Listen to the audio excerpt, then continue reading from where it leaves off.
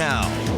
One person is dead, 6 people injured, and Republican lawmakers shaken after a train crash today in Virginia. The train was carrying Republican members and their families to a policy retreat in West Virginia when it crashed into a dump truck. Good evening and thanks for joining us. I'm Guy Atchley. And I'm Stella Inger. Tonight, federal investigators are trying to figure out what caused this deadly crash. Kevin Boughton heard from 2 Arizona lawmakers on the train about the crash and the chaotic moments afterward. The chartered train was full of Republican senators and representatives and their families on their way to a retreat in West Virginia, including Senator Jeff Flake and Representative Martha McSally. Towards the back of the train, and we had a sudden jarring impact. We didn't know what it was, but it clearly we had hit something. The crash tore the garbage truck in two, but the train continued forward.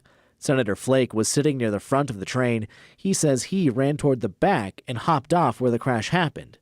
Flake says he and 2 other lawmakers, Representative Brad Wenstrup from Ohio and Senator Bill Cassidy from Louisiana, gave first aid to one of the men on the truck who was seriously injured. All too reminiscent of Scully's incident where 2 of us were there as Brad was cutting away the jacket so they could attach some of the life-saving equipment.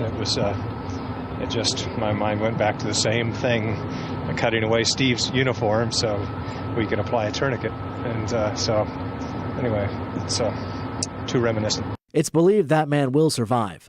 Both McSally and Flake complimented first responders and Capitol Police for their response to the crash. Nobody on board the train suffered any serious injuries, we're told. McSally says she learned that the crossing arms were down at the time of the impact, and there is an investigation into why the truck was on the tracks at the time. Kevin Boughton, KGUN 9 on your